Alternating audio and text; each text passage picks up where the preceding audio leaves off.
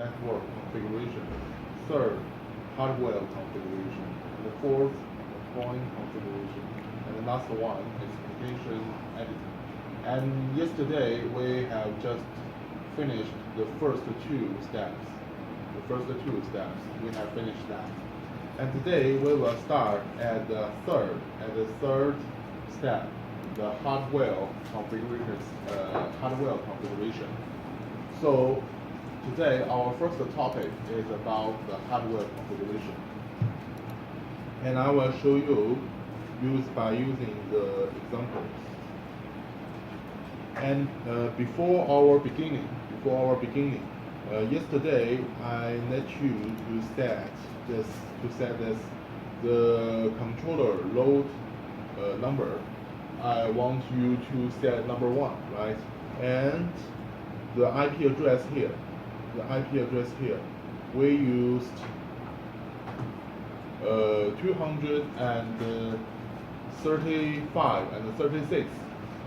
Today I need you to change that. You need to change to 217 and 218. Today, before you do the lab, you need to change this. To change this to 217. This is 218, and that is all. You still keep this low number 1, but you need to change the IP address, because IP address in this demo system are this, and we need not to change that. Okay. So today we will go into the hardware configuration. After you finish the network configuration, you can click the second object.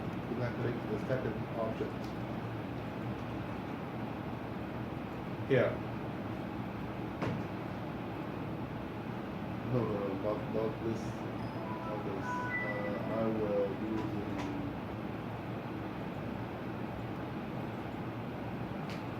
yes, this one.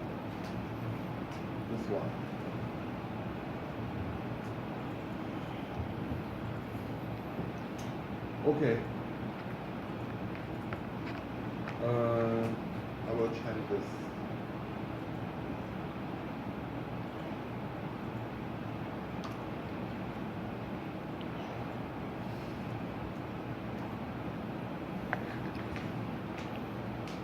Okay, give the reason. Okay, today we will talk about hardware configuration, and after that I can change to the second selection here, and this is the hardware configuration, and you can see here the configuration area. You can find this. This is a cabinet. This is a system cabinet, and it have line layers. That means one cabinet you can install different chassis. You can install different chassis, and our system can contain at most 4 cabinets. This is cabinet number 1, right? And I want to add another cabinet. So this is number 2, number 3, and number 4.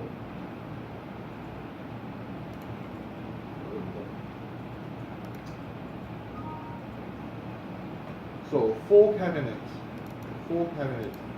That is the last. That is the largest for our system, for one SM controller. If maybe the 4 cabinet is not enough, you have more I/O modules. You need another SM controller. So one SM controller can only support at most 4 cabinets, and each cabinet you can see here can have nine chassis, and we always put the controller into the cabinet number one, and here you can right click the cabinet and click the properties, and you can see the name and the position of this cabinet. So this and if there are four cabinets, the one with the controller, the one with the SM controller must be at cabinet 2 and 3. No, not this. Let me draw it to you.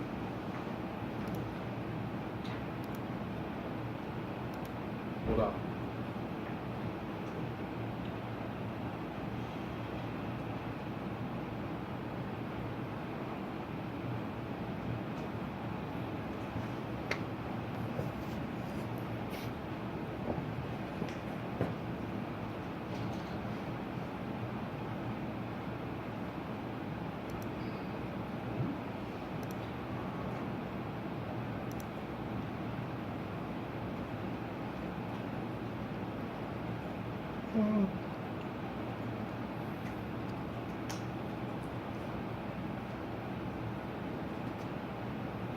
Lỗi được.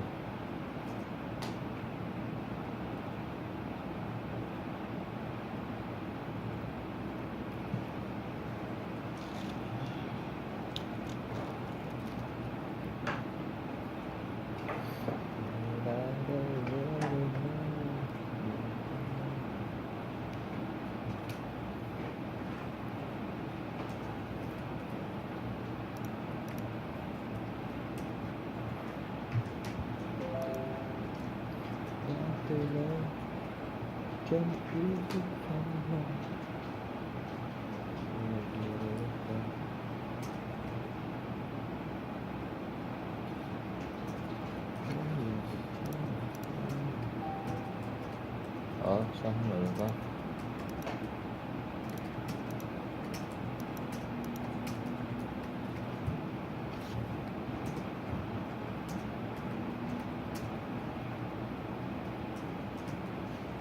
Có làm sao để kéo cái hardware configuration ra?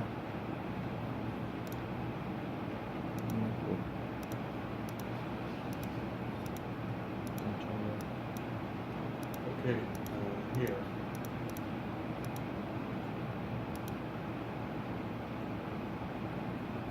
You will have, if you have one controller, and you will have at most 4 cabinets in your system. So one controller support 4 cabinets, and if you need other cabinets, you need one more SM controller, and you need to know that the distance, because maybe we put the controller here, and we put some other I/O modules here, and maybe here, in different cabinets, and this is our controller, CP, and this is I/O chassis, local I/O chassis.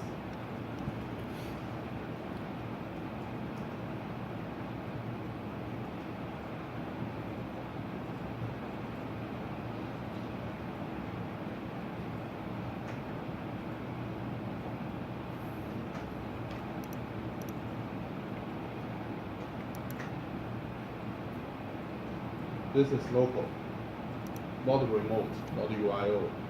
And you need to know that the distance between local I/O chassis and CP chassis should not far away, should not more than 3 cabinets.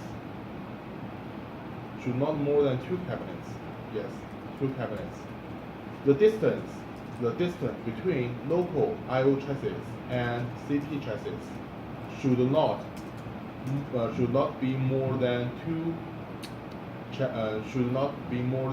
cabinets. So that means this local chassis, and this is the CP chassis, and the distance between this one and this one are exactly two cabinets.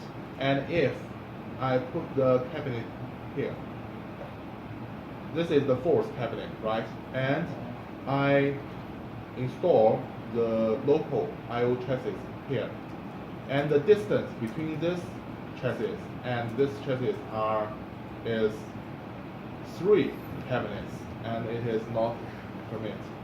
It is not permit.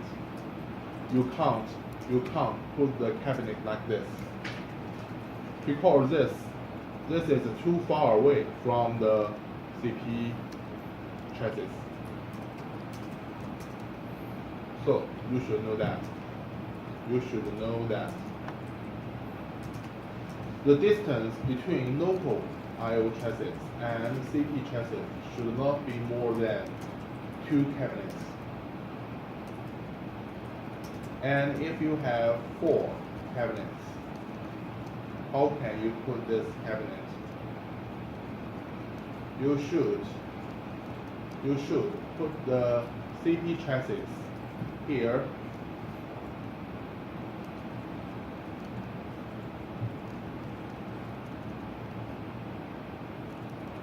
or here. You can put the CP chassis here or here, and that can make sure all the I/O chassis, the distance between all the I/O chassis and the CP chassis less than 3 cabinets. So you should know this. So if we have 4 cabinets, we always put the CP chassis in the number 2 or number 3 cabinet. But if your system is small, you just have 2 cabinets, and it's okay. You can put the CP here or here. Both locations okay. Can you do that? Okay. And for example, we want to do the hardware configuration of the demo system. So there is just only 1 cabinet. So I can delete the other cabinets. I can right click the cabinet and use delete.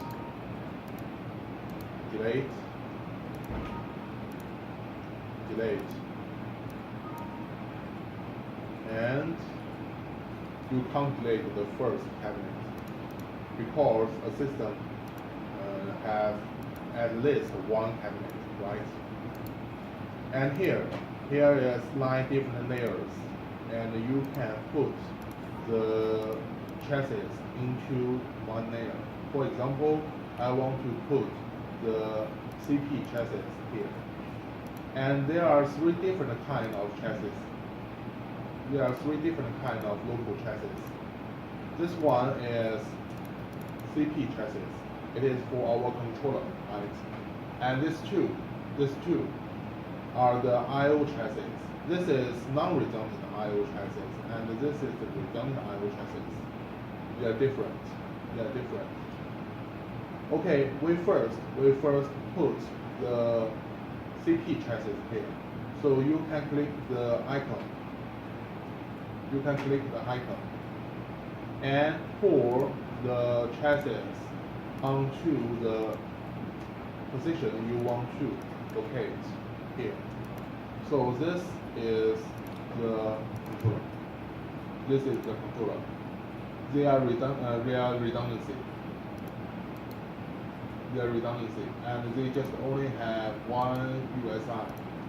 How could the system know they are redundancy and they only have 1 USI? maybe we may have a single. But why this is redundant? And why this is only one USI? Because we do it in a network configuration. And here we set it is redundant, right? If we set non-redundant, and here we may see just one. You may see just one controller. Sao kít nó cho hết quán được đó? Phải tránh nào ấn vào FM controller rồi em đi ấn vào được quên. Đưa này anh bấm ở đang controller này. Rồi chọn xuống. Và tại do kích một cái được, kích hai cái. We just set one USI here, and it is USI 0001, and here on module 2 they are not. So in the hardware configuration, it will have no USI part. So our system is smart, and this is the first chassis I add, and here you can right click the QPP or right click the USI or something else, and you can open the property of this hardware. For example, this is QPP property, right? And here you can see the module types, the QPP types, and you can see there are two different types of QPP. QPP 0001 and 0002. And if you have the remote I/O, you must use the QPP 0002. This one, 0001, not support the remote I/O. But our demo system is the first time, and this one should be the same as the hardware. If you have the 0001, you need to configure. You need to select this one here, and if you have the 0002, you need to select it here. So in our system, we just use this type, and you can see the number of chassis. It is 01.01. What does this mean? The first 01 means this one is the load number of controller. If the load number is number 3, and here you may see 03. And this is the number of cabinets. Number of chassis. A system can have only one controller system, and at the most 35 I/O chassis. And this is the chassis number. And this is the slot number. Because one chassis may have many slots. So this is our controller, and we have another chassis. The chassis may contain some I/O modules, so we need to build another chassis, and it is I/O chassis. It is this one or this one. You should select the one which are same as your hardware, and we have the redundant I/O chassis. So I select this. Click here and put here. So you can see this is 01.02. This is the second chassis of the number one controller. And here you can see this is the redundant chassis, and you can have many slots in this chassis. There are 21 slots in one chassis, and you can put the I/O modules from slot number 1 to slot number 18. You can put I/O modules from slot number 1 to slot number 18, and the 19 must be blank. The 19 slot must be blank, and the 20 and the 21 is the COM module, is the COM card for all these I/O modules. This two, we can see the name as what? iOS, right? iOS. This card is used to communicate, between QPP and all the I/O modules in this chassis. This card, it is a COM card. It is a COM card. It is used for communicate with the QPP from this chassis to the QPP. And this two follow the chassis. And this is for the left. This is for the left, and this is for the right. And this is a redundant I/O chassis. Okay, let me give you another example. If I have non-redundant I/O chassis, what should I do? Here, this is non-redundant, right? This is non-redundant I/O chassis. I want to click that and put here the third layer. But when I want to job, you can see I can't put this I/O chassis here. No matter what I do, I can't. That is because the system said all the I/O chassis should be redundant. The system said all the I/O chassis should be redundant by default. And if you want to put a non-redundant I/O chassis, you should do other configure. You should do other configuration. And what configuration should I do? Here, I need to open this.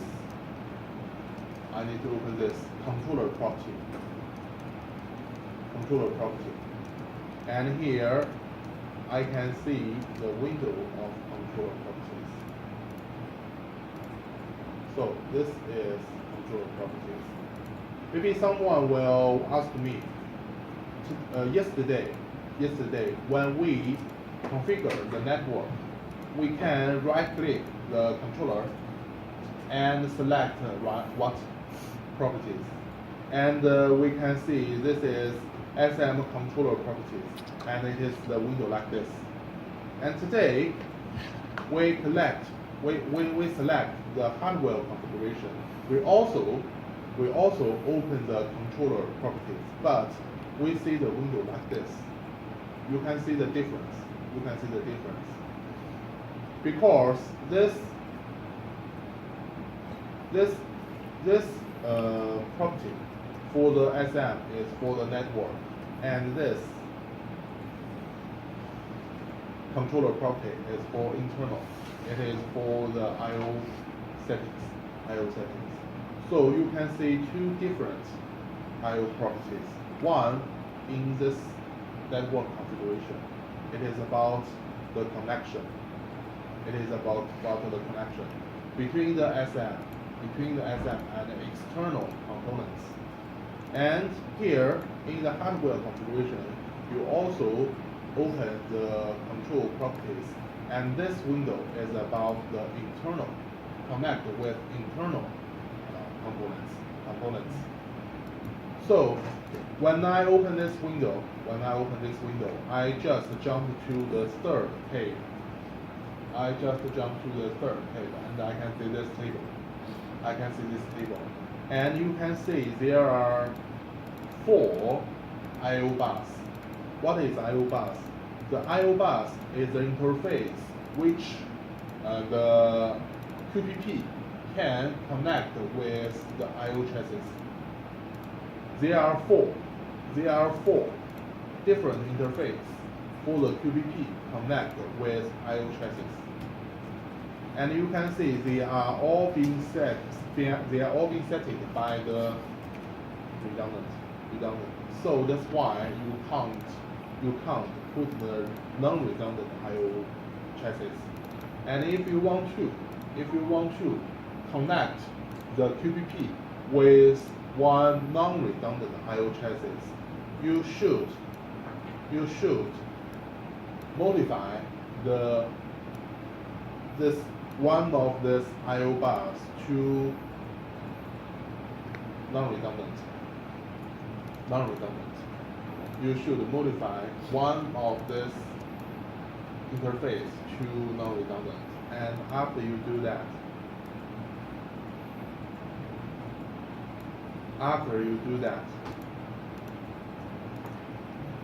this is the non-redundant I/O chassis, and I want to put it here. Okay. I can use the non-redundant chassis. And you can see the difference between redundant and non-redundant. What is the difference? You can see here, right? The IOX. This card, I have told you that it is used to communicate with the QPP, right? With the QPP. And it can, with this, all the I/O modules in this chassis can communicate with QPP. And here, in the redundant chassis, you can have a pair of IOX. But here, in the non-redundant chassis, you can have just only one IOX. Okay. Only one IOX. And this one were used by all the I/O modules in this chassis. But the slot number 20, the number 20 slot is blank, and it must be blank. Sorry. It's blank, đúng không? Can you explain again why 20 or 19 is blank? It just should be blank. Because in our redundant, the lighting must be blank because there is no interface for the I/O module. You can't insert one I/O module at this slot. And the 20 and 21 is for the IOX. Because this is the redundant, and we have the redundant I/O modules in this chassis, the IOX of the slot 20 may used by the left I/O modules. The odd number slot I/O modules. And this one is for the right. So this is the left side and this is the right side. And this is for all the I/O modules with odd number. And this is for all the I/O modules with even number. So this is redundant. And for the non-redundant, you can put at most 18 I/O modules in the chassis from slot number 1 to slot number 18. And the 19 should be blank. And here should be blank because this is the non-redundant, and we just use one IOX for the communication, and the only one IOX is put into the slot number 21. So slot number 20 will be blank. So this is the difference. This is the difference between the redundant and the non-redundant. So non-redundant, you can ask the I/O slots from number 1 to 18. Yes. So you can see that the redundant I/O chassis can contain at most 9 pair of redundant I/O modules, and the non-redundant I/O chassis can contain at most 18 different non-redundant I/O modules. Why not 19? Because we have 19 blank. 18, not 19. This should be blank, and this should be blank. So, from slot number 1 to slot number 18, you can put the I/O modules. These two slots you can't put I/O modules here. Tại vì 119 hơn 19. So the last 3 slots you can't insert the I/O modules.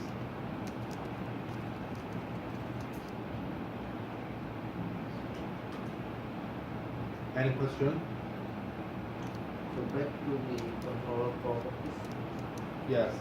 There is an option for the operation and simulation. Mm-hmm. What Use about the operator mode. choose the simulation? This is just for the simulation. We have a simulation mode. The controller have a simulation mode. What is the difference? What? What is the difference? The simulation mode, maybe you can have no the I/O modules. You can have no hardwares, and you just simulate it with the software. Can we do that? No, we have no license of simulation. Oh, So we will use the operation, and you Need always license. use the operation. so need license. Yes. And I don't know if the license can for the customer. You can ask about this to the sales. What is your question? Đúng. Hỏi gì kia? Question? Không, không hỏi đâu. No. Có. No question. Okay. One thing you must know, and it might not be in our lecture, but I should let you know that about this. You can see that by default, all the I/O interface should be redundant, and you can set as a non-redundant. But if the number 4 is redundant,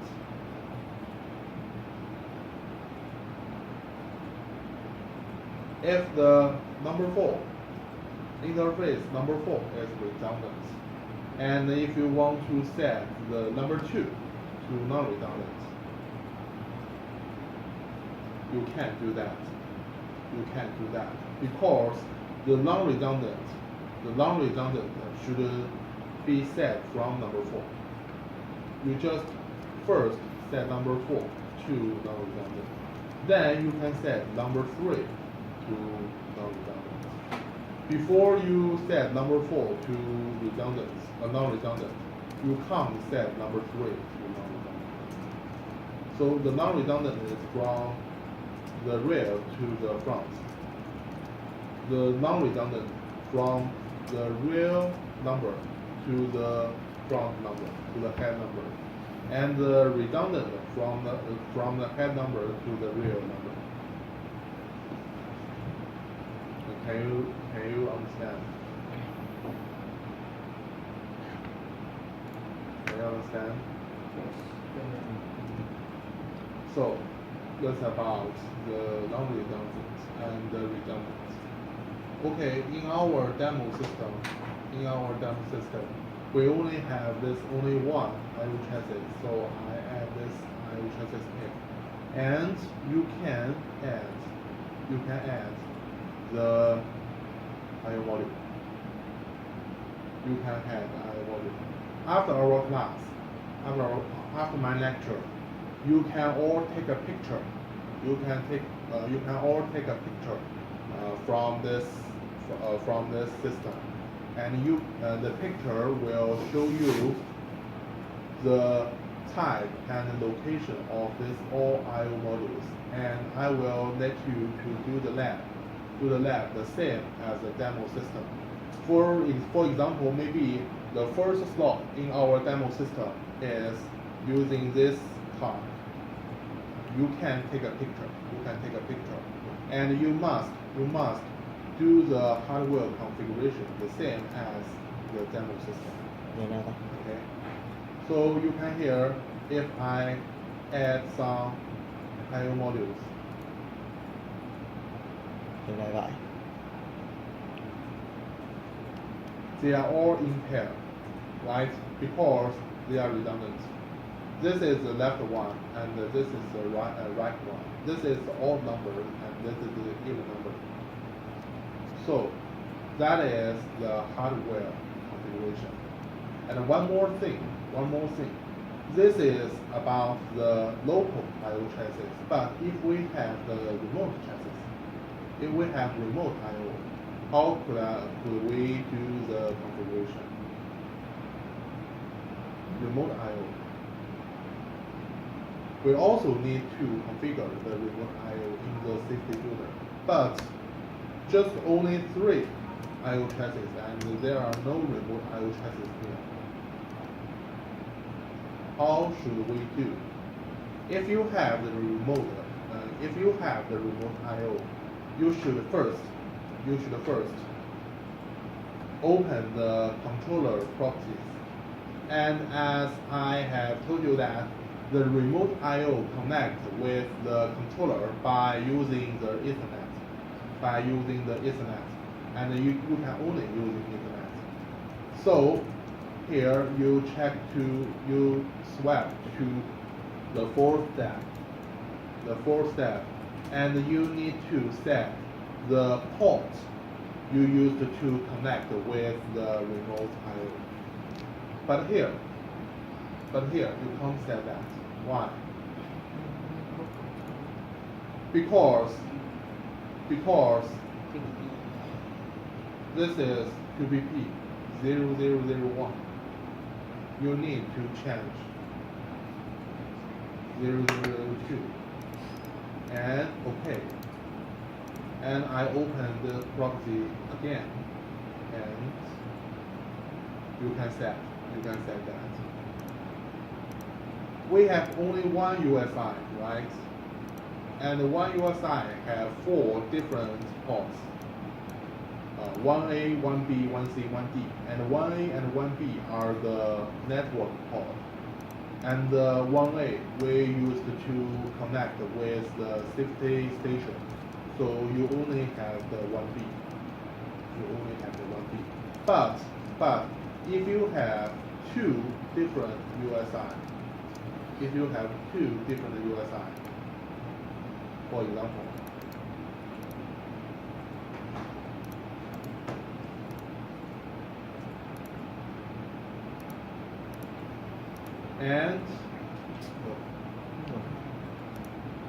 and here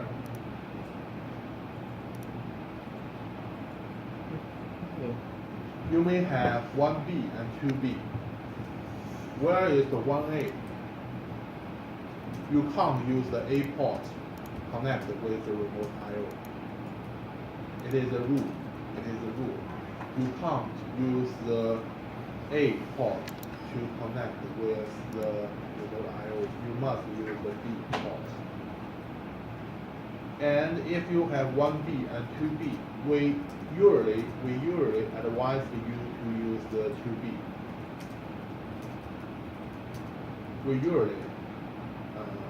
Actually, both of this port is okay. Both of these 2 ports connected with the remote I/O are okay. They are okay. But we advise you to use the 2B. Why? Because 1A and 1B always can be used by our FTE. If you use the FTE, that means one controller with 2 wires, right?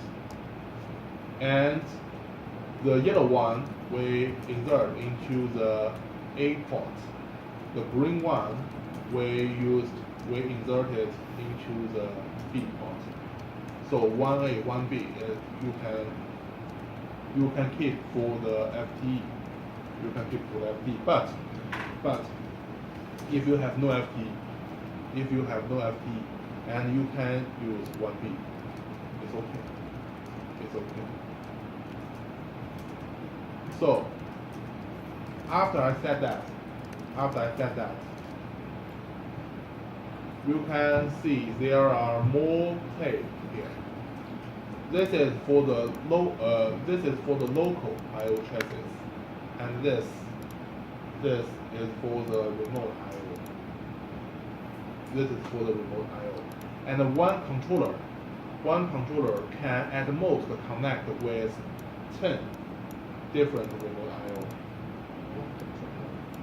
And here you can put the IOTA and the I/O modules here. This is the carrier. This is the carrier. It is like the mounting channel. It is like the mounting channel of C300. And this is the redundant or non-redundant remote I/O. And here you need to know this. This is the node address. This is the address. This is the address of remote I/O, and it should be unique in one controller. It should be unique. And the first one is number 1, right? And the module type 2, RUSIO and RUSLS. Okay. So this is the first one, and maybe I have another redundant, and you can use this carrier for redundant, and you can see the difference. Between these two areas. And here I select the redundant remote I/O. Số chuyển được nữa ta. And the load address is number 2. Okay.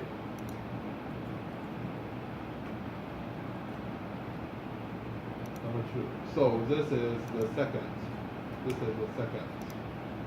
And you can add at most 10.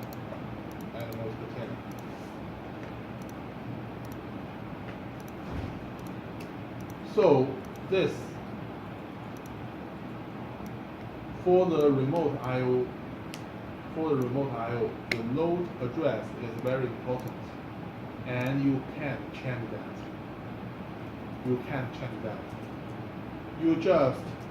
You create the first, it must be the number 1.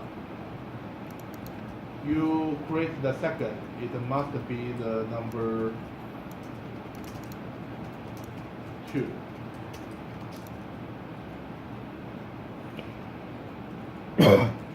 It must be the number 2. And you create the third one, it must be number 3. If I want to set the load address to number 5, how can I do that? Maybe I just only have one remote I/O, and I want to set the load address number 5. How can I do that? Okay, I can give you a way. You can create 4 different remote I/O, and the first 4, the load address of the first 4 remote I/O is 1, 2, 4, right? And you can create the number 5, and you delete the first 4. So this is the only way. You can set. And on this IOTA, you may have a jumper.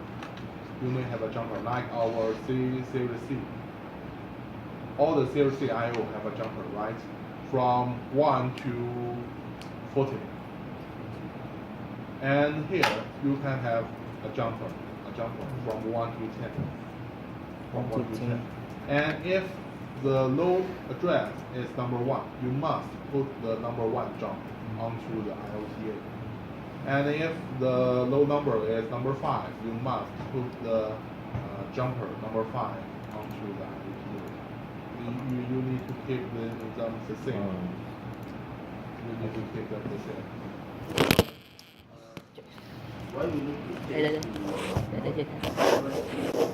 Đây đây đây. Why we need to what? change the load address? The load Address. address, you need not to change this.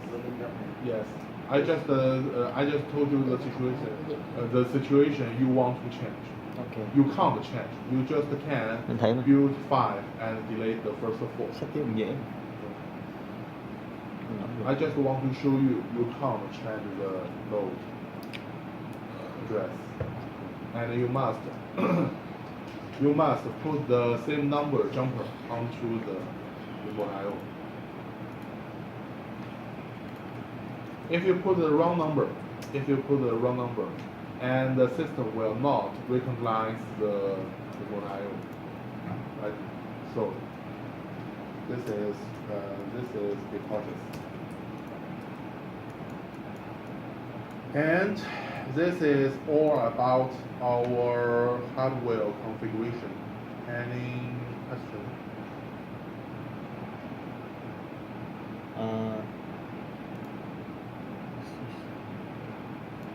In the chassis, What? when you add in the position 1, One eye. no, in chassis.